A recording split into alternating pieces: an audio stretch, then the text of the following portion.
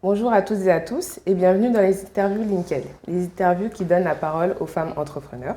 Aujourd'hui, nous sommes ravis d'accueillir Sandrine Guillemin, donc fondatrice de Fit and Power Company, coach sportive. Sandrine, bonjour, comment tu vas? Enchantée. Ça va et toi? Nickel, ça va très bien. Alors pour débuter cette interview, alors je souhaiterais qu'on repasse en vue ton parcours du coup. Donc pourquoi coach sportive, comment t'en es venue à à exercer ce métier? D'accord. Donc déjà, merci de m'accueillir. Au plaisir. C'est un grand plaisir.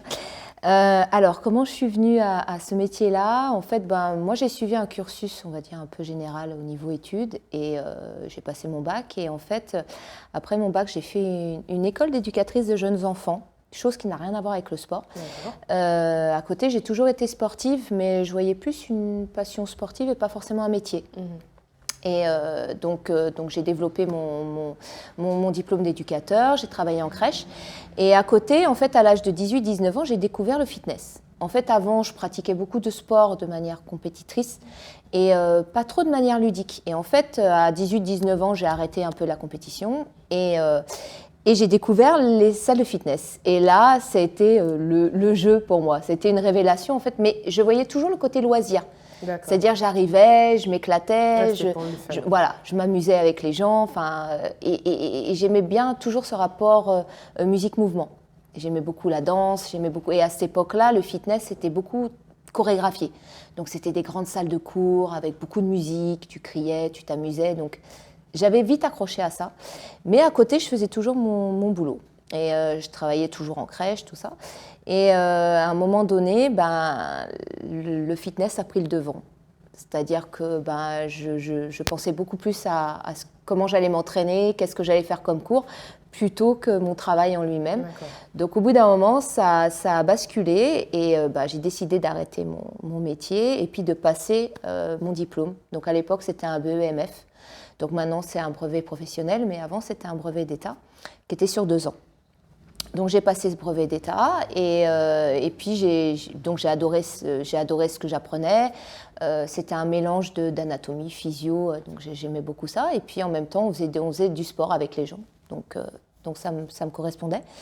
Donc sur une quinzaine d'années, j'ai commencé à être diplômée en 2004. Et donc sur une quinzaine d'années, j'ai travaillé sur beaucoup de structures.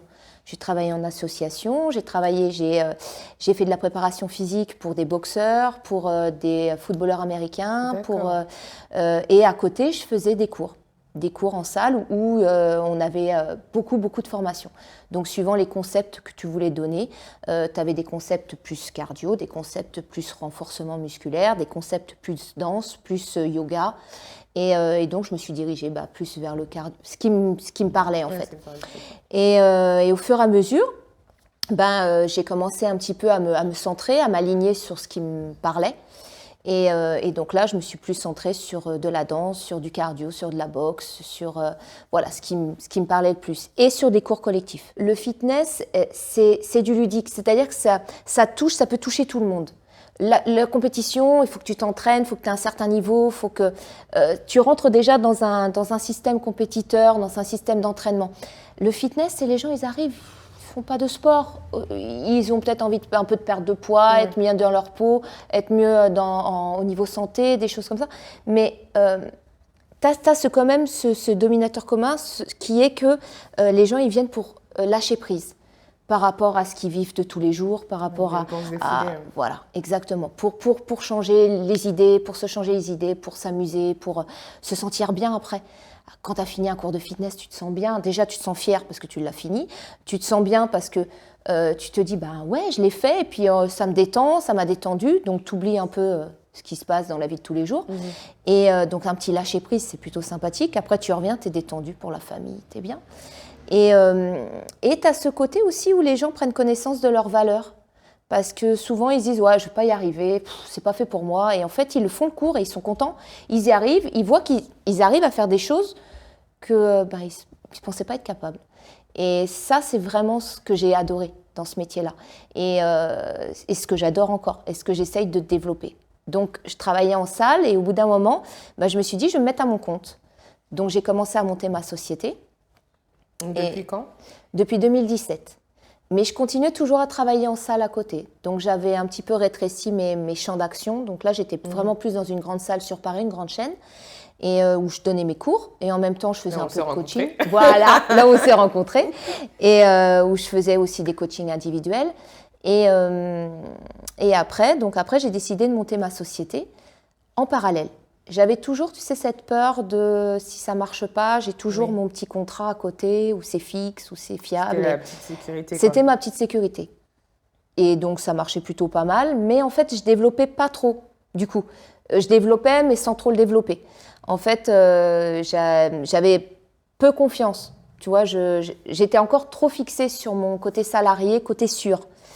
Et arrivée la période du Covid, où cette sûreté, en fait, elle s'est arrêtée, puisque la salle a fermé. Et du coup là, j'ai dû me dire, j'ai ma société, je suis pas sans travail, non, j'ai la chance d'avoir monté déjà ma société, et j'ai plus qu'à la développer.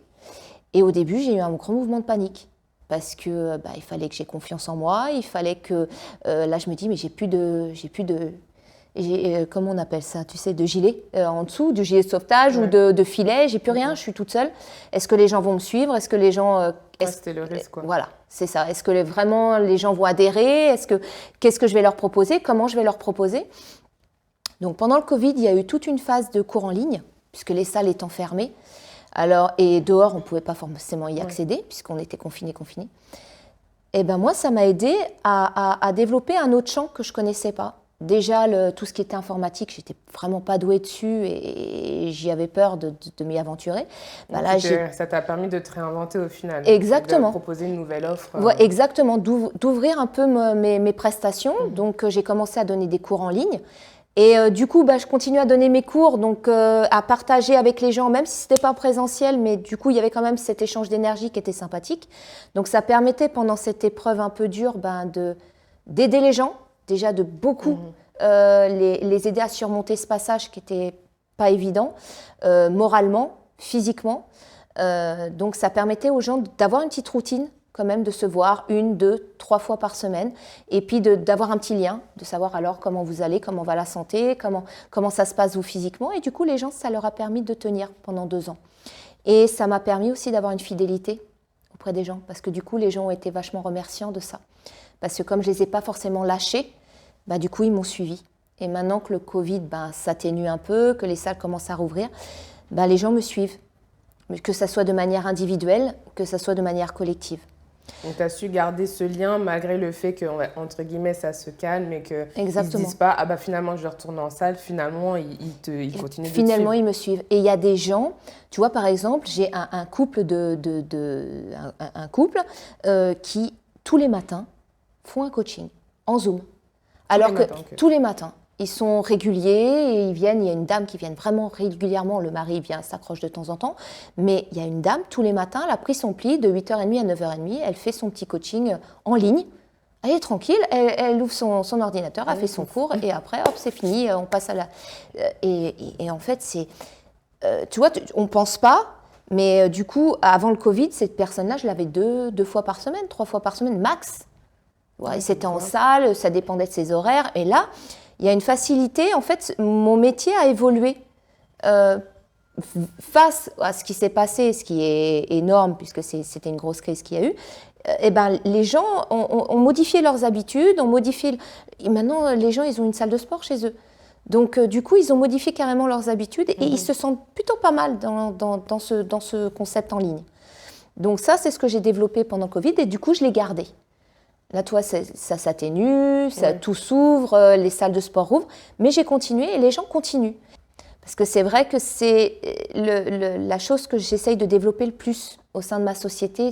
Bon, bien sûr, c'est ce qui me correspond. C'est un lien privilégié avec les gens. Je mets en place vraiment ce lien. C'est-à-dire que les gens, ce ne sont pas forcément que des adhérents. Ce ne sont pas forcément... Tu le vois avec toi, généralement, les gens prennent confiance en moi, je pense, parce qu'il y a ce côté honnête et sincère. Vraiment, j'aime les gens. Ouais, tu as su créer cet attachement qui fait que du coup, ce lien il ne se perd jamais. Quoi, exactement. Et donc, du coup, ce qui crée, à travers le sport, un autre lien.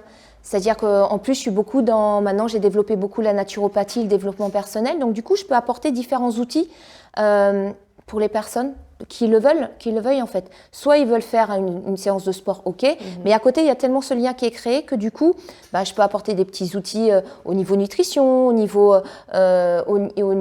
psychologique. Par exemple, ça va pas très bien, qu'est-ce qui se passe? On fait un peu moins de sport, on discute un peu plus. Il y a ce rapport que j'ai vachement développé en fait, et que j'aime développer, surtout que j'aime développer. Donc, je suppose que c'est à travers ce lien-là que tu as su, parce que du coup, on est d'accord de toute façon que ce soit sur les Zooms, etc., enfin, que ce soit dans le cadre de travail de réunion de bureau, entre un cours collectif en présentiel et du coup un cours en Zoom, du coup, on est d'accord que c'est pas la même interaction. Donc, c'est grâce à ce lien-là que tu avais établi en salle que tu as su garder et du coup maintenir dans ces Exactement. Le fait d'avoir d'avoir travaillé à peu près dans une dizaine d'années, parce que pendant une dizaine d'années, je suis restée dans une même structure, donc dans le 17e. Et donc là, j'ai fidélisé beaucoup les gens. Du fait, en fait, il y a une force aussi dans ma société qui me ressemble aussi, c'est que j'essaye de m'adapter à tout le monde. C'est-à-dire que les gens, je ne voulais pas dans ce métier-là, parce que c'est très difficile, c'est un métier d'apparence, c'est un métier où on regarde, où on juge sur un physique, où on juge, et ça, je ne voulais pas. Donc, j'ai toujours lutté contre ça et j'ai toujours voulu apporter aux gens, que ça soit d'une personne de n'importe quel âge, de n'importe quelle morphologie, de n'importe quelle... Voilà, qu'elle puisse venir au cours et s'amuser sans qu'il y ait un jugement par rapport aux autres. Ça, j'ai toujours attaché énormément d'importance là-dessus, que les gens se sentent bien. Quand ils viennent à mon cours, qu'ils s'y sentent bien et qu'ils s'y sentent en famille, en fait. Qu'il n'y ait pas ce jugement en train de dire « Oh là, t'as vu celle-là, elle a une brassière, machin, oh, elle n'a pas de ventre, moi, regarde, comment je vais être, moi, je ne vais pas en salle. Non, j'y vais pas. » Mais non, ici, il n'y a pas ce côté-là. Ici, tout le monde fait comme il peut et il est comme il est et il vient comme il est. Comme dirait une certaine ancienne, venez comme vous êtes. Voilà, c'est exactement ça. Donc, du coup, c'est ce qui peut aussi permettre aux gens d'être à l'aise. C'est vrai que quand tu viens faire des cours, c'est sympa. Tu dis, c'est cool, je vais voir Sandrine, je vais voir des copines, on va s'amuser, on va faire... Et en même temps, on va se dépenser. Parce que l'amusement ne veut pas dire ne pas se dépenser, en fait. Oui. Mais tu ne t'en rends pas compte. Donc, du coup, ça permet aux gens de ne pas avoir peur. Parce que du coup, des fois, quand tu vas faire un cours où tu dis, je vais faire un hit. Oh là là, non, c'est pas fait pour moi, ça. Ça, je ne vais pas y arriver. T'arrives, tu t'en rends même pas compte que tu as réussi à te faire une vingtaine de burpees tranquille, alors que toi, tu dis non, j'en fais 2 max, pas plus. Ou d'une vingtaine de squats, et tu n'es même pas essoufflé, et tu peux enchaîner. Et les gens, ils se disent, waouh, j'ai réussi à faire ça en fait. Et ça, c'est bien. Toi, quand je vois les gens à la fin, ils sont contents et ils sont fiers d'eux. Ouais. Ça, c'est le meilleur travail du monde, ça. C'est le meilleur boulot du monde parce que en fait, tu arrives à ce que les gens se dépassent sans qu'ils s'en rendent compte, en lâchant prise, en fait. Et ça, tu fais une Zumba à la base, tu dis, c'est de la danse. Ah non, moi, je ne danserai jamais devant les gens, c'est impossible, je ne sais pas danser. Non, c'est pas... Mais lâche. Donc, du coup, une lumière un peu plus tamisée, un petit groupe où les gens s'entendent bien et où tu n'es pas dans le jugement, en fait. Allez-y, tu n'arrives pas à faire la choré, c'est pas grave. Bouge, fais-toi plaisir. Et à la fin, les gens, ils sont contents. Les gens sont contents. Et le but, je me suis toujours dit, dans ce métier, donc déjà, c'est le plaisir en avant, le dépassement de soi, sans que tu t'en rendes compte. Oui. C'est-à-dire que vraiment, tu apprends à bouger avec ton corps, tu apprends à connaître tes limites, à connaître jusqu'où tu peux aller. Et pas être jugé. Ça, c'est très important pour moi. Et être toujours dans l'envie de venir. Parce qu'en fait, ce qui bloque et souvent ce qui rebute les gens dans ce domaine-là, c'est que « Oh non, j'y arriverai pas. Non, j'y suis allée une fois, c'était trop dur. » L'échec. Ouais. Et dans la vie, c'est souvent ça. C'est-à-dire, dès que tu es en échec, tu arrêtes. Alors que si on te met dans un environnement où tu vas avoir une petite réussite, ça ne va pas être la réussite du siècle, mais tu vas réussir à finir le cours. Rien que ça, c'est une réussite. Vas-y, reviens. Parce que la prochaine fois, ça ira mieux. Et la prochaine fois, tu réussiras encore plus. Et c'est un peu ce que je veux mettre en place, en fait. C'est un peu ce que je mets en place. Oui. Donc, du coup, les salles, je ne suis plus salariée dans une salle. Donc, du coup, je loue maintenant des salles. Donc, il y a 2 salles où j'ai mis en place mes cours. Donc, j'ai un planning de 7 à 8 heures de cours par semaine en présentiel, où là, les gens, par inscription, ils s'inscrivent. C'est un système de carnet que j'ai mis en place pour pas d'abonnement. Je ne voulais pas que les gens, après le Covid, passent par un abonnement. Les gens étaient traumatisés pendant cette période. L'abonnement, je perds mes sous, comment on fait pour être remboursé. Il n'y a pas d'engagement. Voilà, exactement. Et en fait, le fait d'avoir des carnets permet aux gens aussi d'être dans la liberté, d'adapter leur rythme. Oui. Tu vois, ils peuvent venir 1 fois, 2 fois par semaine, 1 fois par mois, ils font ce qu'ils veulent. Il n'y a pas de date limite.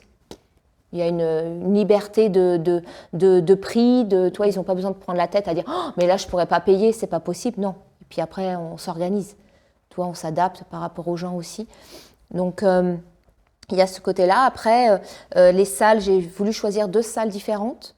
Donc, une salle plus intimiste, où tu as 5-6 personnes, où là, tu es quand même plus dans le coaching individuel et plus dans le porter vraiment les gens, essayer de les faire vraiment avancer, développer leurs capacités. Et c'est quel type de cours que tu donnes? Alors, je donne des cours on retrouve les mêmes styles de cours que je donnais avant, hein, des cours de boxe, des cours de cardio, donc ce qu'on appelle des HIIT.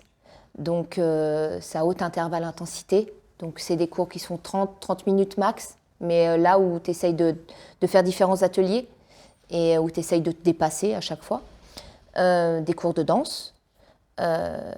Alors après, dans les cours la salle plus intimiste, là où il y a 5-6 personnes, c'est plus boxe et plus renforcement musculaire et cardio. Voilà, pour vraiment essayer d'avoir toujours ce rapport moteur, c'est-à-dire à essayer de porter les gens, mais à être aussi beaucoup dans le contact, dans le visuel, à corriger les gens, leur posture, etc., etc. Que tu as moins dans une plus grande salle. Obligatoirement, tu draines plus de monde. Là, tu es plus dans l'énergie, plus dans l'animation, on va dire. Voilà, c'est à peu près les deux salles différentes, suivant les 2 objectifs différents en fait. Alors, il y a une chose aussi que j'ai développée beaucoup dans ma société, c'est je n'ai jamais lâché la relation avec les enfants. Jamais. C'est-à-dire que ça a été mon premier travail. Éducateur de jeunes enfants, c'est mon premier boulot, c'est mon boulot de cœur aussi. Et j'ai toujours voulu continuer à travailler avec les enfants. Donc, j'ai commencé à donner des cours avec les enfants. Donc, c'est un autre rapport. Parce que quand tu es éducatrice de jeunes enfants, tu travailles avec des tout-petits et tu as un rapport mère-enfant. Et ça, j'ai voulu le développer aussi et je le développe en coaching. C'est-à-dire qu'il y a des dames que je coachais en individuel et qui m'ont posé des questions sur mon passé. Donc, je leur ai dit que j'avais un passif d'éducateur de jeunes enfants. Et en fait, elles m'ont commencé à me poser des questions par rapport à leurs enfants. Et est-ce que je pouvais intervenir? Donc, maintenant, j'interviens aussi au sein des familles, relation mère-enfant. D'accord. Donc, soit j'ai l'enfant en individuel, soit j'ai la maman et l'enfant. Et je fais également des ateliers parents-enfants. Après, il faut que les gens toujours trouvent un temps, l'organisation, c'est pas forcément évident. Parce qu'en plus, là, il s'agit de 2 personnes, donc du coup, il faut... Exactement. Donc après, ça peut être avec plusieurs enfants hein, ou plusieurs parents, peu importe, il n'y a pas de limite, tu vois. Encore une fois, j'essaye dans mes cours d'avoir un cadre, mais le plus large possible. Pour qu'il y ait un timing, ça dure 45 minutes, on arrive à telle heure, on repart à telle heure, mais dans ce cadre, d'avoir de moins de restrictions possibles. C'est-à-dire que tu peux faire un mouvement, tu peux pas faire, on trouve autre chose. On s'adapte, on trouve autre chose, mais au moins, à la fin, tu as fait ton cours. Moi, le but, c'est qu'à la fin, comme je te l'ai dit au début, pas d'échec, le plaisir, et à la fin, d'être fier de soi, en fait. C'est ma base. Voilà, Après, les difficultés que j'ai pu rencontrer, alors déjà, trouver une clientèle stable, fidèle. Donc même si j'avais connaissance des gens avant, pendant le club où je travaillais, où j'avais quand même réuni, il faut savoir que quand le club a fermé, je commençais un peu à faire des événements extérieurs, donc j'avais réussi à avoir 200 contacts. Je dis ce chiffre parce qu'il est assez intéressant. Donc j'avais 200 numéros. Les gens qui me suivent actuellement, j'en ai que 10 à 15. Sur 200 personnes, on va dire, allez, 15-20. Et les gens, et je ne peux pas leur en vouloir, et pourtant, ils m'adoraient pendant les cours. Mais après, ils ont pris leur chemin de vie. Donc, il ne faut pas se dire « Ah, mais c'est bon, j'ai 200 contacts, je vais avoir 200 personnes à mes cours. » C'est faux. Déjà, les gens, ils ont eu leurs propres problèmes, leurs propres difficultés, et puis ils ont leur propre vie aussi. Et après, il faut vraiment que les gens te correspondent aussi. Donc, il y a eu tout un drainage, mais qui a été un super bon drainage. Parce que du coup, je me retrouve, certes, avec 15 ou 20 personnes, mais ces 15 ou 20 personnes, elles me ressemblent. Elles savent qui je suis et moi, je sais qui elles sont. Et du coup, il y a une communion dans ces cours-là qui fait que… Vous êtes portés ensemble. Exactement.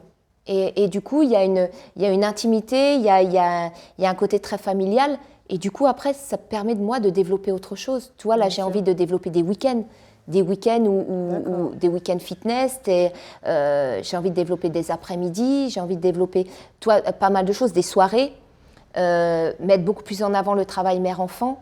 Et ça, tu peux le faire que si tu as un noyau solide et fidèle. Bien sûr. Donc après, les difficultés que je t'ai dit rencontrer, c'est la fidélité des gens. Et le fait aussi tu mets en avant, quand tu loues des salles, tu as un engagement financier, obligatoirement. Donc il va falloir que tu trouves une certaine balance, parce que tu ne veux pas forcément que les gens payent trop cher, mais il faut aussi que tu rentres dans tes frais. Donc du coup, il faut trouver l'entre-deux. Voilà, il faut une balance financière. Comme toute personne qui commence à se mettre en entrepreneuriat, tu n'as plus cette garantie salariée en disant tu as tant de sous à la fin de mois. Non, là, c'est plus la même chose, c'est plus la même donne en fait. Donc c'est ça qui peut te créer aussi un peu d'angoisse en disant est-ce que je vais y arriver ? Est-ce que si je loue ça, est-ce que je vais rentrer dans mes frais ? Enfin, il y a tout ce système-là aussi. Et est-ce que par la suite, tu te vois ensuite peut-être carrément soit louer ou même acheter, avoir tes propres locaux en fait ? C'est mon but. Ouais, c'est vraiment mon projet ultime en fait. Là pour l'instant, je suis un peu en freelance parce que vu tout ce qui se passe à l'heure actuelle dans le monde, je me dis moins j'ai d'engagement financier, mieux c'est. Donc si après vraiment on verra par la suite. J'ai toujours été, j'avance, mais j'avance petit par doucement, mais voilà, palier par palier. C'est-à-dire que je brûle pas les étapes, j'y vais doucement. J'essaye d'avoir une clientèle fixe. Une fois que la clientèle est bien fidèle, je me dis je peux commencer à faire d'autres choses. Et parce que la salle, louer une salle, ou acheter une salle, acheter ses locaux, pour moi c'est sûr que c'est mon but ultime, mais c'est un gain financier énorme. Oui, bien sûr. Et il faut que tu sois sûr aussi que les gens viennent. Il faut que… Donc ça, après, si tu ne tentes pas, tu ne sais pas. Mais c'est vrai que là, si tu as plusieurs garanties, déjà, tu peux amener à louer une petite salle en attendant pour voir ce que ça donne. Pour l'instant, je suis en location externe. C'est-à-dire que… Et les gens me demandent, est-ce que tu veux travailler avec moi ? Je dis non. Je suis maintenant… fière d'être libre en fait, d'être vraiment à mon compte je veux plus du tout rentrer dans ce côté salarié, plus du tout. Et après, donc l'étape ultime d'avoir ma salle, c'est mon objectif. Mais maintenant, j'attends que l'extérieur soit plus stable. Oui, je comprends. Comment tu prépares tes cours ? Sachant qu'en plus, tu as différentes formules. Donc, tu as la formule déjà, on va dire les cours collectifs. Après, tu as les coachings en petits groupes, plus ou moins individualisés. Et tu as ce format, du coup, par enfant. Oui. Du coup, comment tu les prépares et du coup, comment tu les appréhendes ? Parce que du coup, c'est différentes manières de coacher, au final. Alors, le cours collectif, généralement, j'ai toujours des petites trames. Ça fait 15 ans que je pratique. Donc, au début, je mettais énormément de temps à préparer mes cours et je m'entraînais tatati. Maintenant, ça commence à devenir un automatisme. Mais il y a toujours une trame. Échauffement, tu sais à peu près quoi faire durant cette étape. Tu as toujours des étapes avec un passage technique, un passage cardio. Tu as toujours un peu cette étape-là au sein de mes cours. Maintenant, il y a beaucoup d'exercices d'adaptation. En fait, pour moi, le coach, c'est-à-dire il peut préparer un bilan avant comme un programme, avant le cours. Il peut le préparer. Tu as toujours… ça ne va jamais être comme tu l'as préparé. Oui, jamais. C'est du à peu près, mais pas d'identique. Jamais. Parce qu'en fait, tu auras toujours des alternatives. Ah mince, là, je me suis fait mal au genou, comment on fait ? Ah ouais, c'est pas marqué dans ma trame. Donc, je ne sais pas. Donc toujours des exercices d'adaptation. Tu ne sais pas le nombre vraiment de personnes qu'il va y avoir. Donc du coup, il faut toujours que tu adaptes l'espace. Tu ne sais pas forcément le nombre, le niveau. Tu connais les gens, mais tu ne sais pas à l'instant T quel niveau ils vont avoir. Peut-être que la veille, ils vont avoir un super niveau, le jour J, pas forcément bon. Hier, j'avais la pêche, aujourd'hui, non. Oui, alors, qu'est-ce que je fais? Donc, du coup, il y a toujours une trame de préparation où tu sais où tu vas aller, mais il y a toujours des adaptations qui est nécessaire quand tu fais un cours. Okay. Le cours collectif, tu mises beaucoup sur l'animation. Tu as toujours ta trame, mais tu mises beaucoup sur l'énergie. C'est vraiment ton point fort. Sur un cours collectif où tu as 15-20 personnes, c'est ton point fort. C'est-à-dire que tu vas guider les gens à se dépasser, à avoir, mais dans l'énergie, dans la bonne humeur, dans les cris, dans l'interaction, l'interactivité entre l'adhérent et le coach. Le coaching plus individuel, donc en petit groupe, pas le coaching individuel, hein, dans le petit groupe, là déjà, tu sais à peu près les personnes que tu vas avoir. Donc, tu sais à peu près le niveau que tu vas avoir et tu les connais, les gens. Donc, en général, c'est toujours les mêmes. Voilà, ils s'inscrivent. Bon. Donc là, tu peux déjà essayer de voir quel type de cours tu peux donner. C'est-à-dire que tu vas avoir une trame un peu plus avancée, un peu plus pointilleuse. D'accord. Donc là, tu dis, ouais, je vais faire tel type d'exercice pendant 15-20 minutes, tel type d'exercice pendant 5 minutes. Tu sais comment. Tu vois, par exemple, le mercredi soir, mon cours de boxe. Donc, il y a un début, échauffement, où là, on est tous ensemble, on est face au miroir et on fait ce qu'on appelle du shadow. C'est-à-dire que tu vois différents mouvements, différentes techniques, tu es face au miroir, tu regardes, on s'échauffe, tous ensemble, moi y compris, donc avec eux. Tu as une phase technique, où là, moi, je suis moins dans le faire avec eux, mais plus dans l'apprentissage. Donc, comment te positionner face à la personne, etc. Parce que c'est un face-à-face. Donc, ce n'est pas forcément évident de taper face à une personne, suivant la morphologie de la personne en face de toi. Et en dernier lieu, tu as 10 minutes, un quart d'heure, où là, tu te défoules. Où là, c'est 15 minutes de lâcher prise au maximum et tu finis. Voilà. Et tu finis, tu es bien. Tu es complètement détendu. Donc là, c'est le small group training. Donc, vraiment une trame vraiment un peu plus pointilleuse. Et tu as ensuite le coaching. Où là, le coaching, c'est vraiment pas, c'est l'individuel. Hein. Donc, tu es vraiment pour parler avec la personne, tu vois quel est son esprit du moment, comment elle se développe, comment elle progresse. Au début, tu as tout un échange. Quand tu discutes quand tu as un coaching individualisé, c'est le plus difficile pour moi. Je pense que dans ce métier, c'est le plus difficile. Pourquoi ? Parce que la personne, elle se livre à toi. Et c'est pas forcément évident. Il existe beaucoup de coachs. On a une manière de fonctionner qui est totalement différente. Mais pour moi, la personne, elle se livre entièrement à toi. C'est-à-dire qu'elle a confiance en toi. Elle livre tout sur elle. Et toi, tu as en face, tu as cette responsabilité-là. Et donc, il faut savoir un maximum de choses avant de pouvoir mettre un programme en place. La personne a envie de perdre du poids. Ok, tu vas faire ci, tu vas faire ça. Non, ça ne fonctionne pas comme ça. Il faut vraiment la comprendre pour pouvoir analyser ses besoins et la recommander au mieux. Exactement, de savoir comment elle fonctionne, de savoir son style de vie, de savoir comment elle vit. Est-ce qu'elle a une vie maritale? Est-ce qu'elle est seule? Quel est son rapport avec la nourriture? Quel est son rapport... Il y a tout un aspect psychologique et tout un aspect familial qu'il faut connaître avant de pouvoir s'engager dans une relation avec cette personne. Il faut que la personne le veuille aussi. Il faut que la personne ait confiance en toi pour qu'elle puisse se dévoiler. Alors ça, tu le sais, elle ne va pas tout te déballer la première fois, mais au fur et à mesure, tu comprends, tu commences à connaître les gens. Donc, ton programme, tu ne peux pas le faire comme ça. Il y va progressivement, en fait. Est-ce que ça t'est déjà arrivé que tu sois confrontée à une adhérente où, parce qu'elle avait du mal à se livrer, du coup, soit ça a pris plus de temps ou pour la recommander au mieux, c'était peut-être difficile? Oui. Alors, en fait, les gens, comme tout être humain, on dit la première fois... Enfin, quand on est en communication avec quelqu'un, on dit ce qu'on a envie de dire. Ouais. Donc, mais le sport, pour ça, et ça c'est magique, c'est que le sport, au bout d'un moment, tu lâches prise. C'est-à-dire que tu peux dire ce que tu as envie, hein, mais ton corps va dire autre chose. Et donc, du coup, au bout d'un moment, j'ai rencontré... Très rarement, hein, des gens qui ne se sont pas dévoilés au fur et à mesure. Parce que j'ai quand même ce lien avec cette personne. Tu as cette aura aussi qui fait que du coup... J'arrive à mettre en confiance la personne, mais ça peut arriver que la personne n'accroche pas et puis arrête.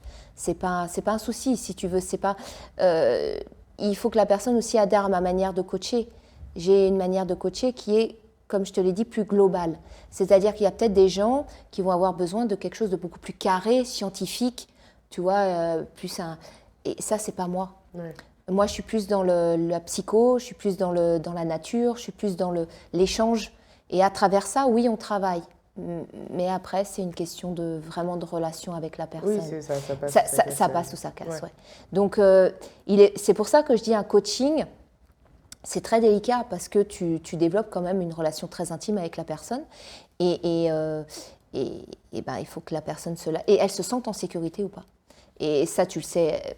Après les premiers échanges, généralement, tu le sais.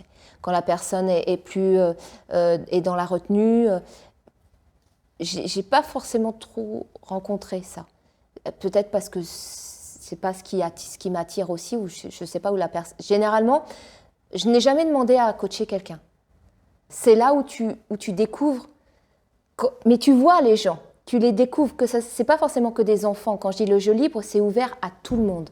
Tu vois comment sont les gens. C'est à travers un jeu libre que tu découvres comment sont les gens par rapport aux autres, comment sont les gens par rapport à eux-mêmes. C'est là où tu découvres la vraie nature des gens. C'est à travers le jeu, en fait. Et c'est ça. Mon métier, c'est de jouer. Je joue avec les gens, c'est beau. C'est pas trop compliqué. C'est pas trop compliqué. Mais bon, après, alors, ça peut paraître simple. Mais derrière, tu as une adaptation toujours à avoir avec les gens. Tu prends beaucoup d'énergie aussi pour canaliser les gens, pour essayer de les faire évoluer sans qu'ils s'en rendent compte. Ça te prend énormément d'énergie. C'est un métier qui paraît facile, mais qui n'est pas forcément facile. Ouais, mais c'est très prenant aussi quand même. Voilà, c'est très prenant. Il faut que tu aies une condition physique. Faut tenir.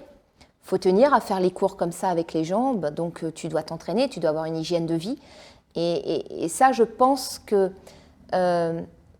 tu l'as ou tu ne l'as pas. Oui. C'est-à-dire qu'il y a d'autres personnes qui vont faire le même métier que moi, mais qui ne vont peut-être pas avoir la même hygiène. Ça fait partie de moi, encore une fois. C'est-à-dire que tu manges sainement, tu as ton sport régulièrement, tu t'entraînes toujours régulièrement. C'est ta routine, quoi. C'est ta routine. Tu t'étais mis à ton compte déjà même un peu avant le Covid. Est-ce que par rapport à ça, tu avais eu des difficultés à monter ton entreprise? Et est-ce que c'était des difficultés classiques ou peut-être le fait d'être une femme a été un frein à un moment donné? Est-ce que tu as eu des blocages comme ça? Je n'ai pas ressenti le côté féminin comme un blocage. Maintenant, les différentes difficultés que j'ai eues, c'est financier, puisque j'ai monté une SASU. Donc pour ça, il faut avoir une certaine somme d'argent aussi, et puis bon, faut mettre en place un système. Donc il faut connaître des gens aussi J'étais un petit peu perdue au niveau comment monter, pourquoi pas auto-entrepreneur, pourquoi prendre une société. Tu n'avais pas du tout été accompagnée sur ce... Alors, en fait, les personnes, j'avais déjà des personnes que je coachais qui étaient beaucoup sont avocats et donc m'ont donné des outils et un chemin pour monter ma société. Ils m'ont dit il y a plus de poids, plus de valeur à monter une société qu'à être entrepreneur. C'est ce qu'on m'avait dit, surtout pour intervenir au sein des entreprises. Tu arrives, tu dépends d'une société, enfin tu es dirigeante de ta société, tout de suite ça en impose.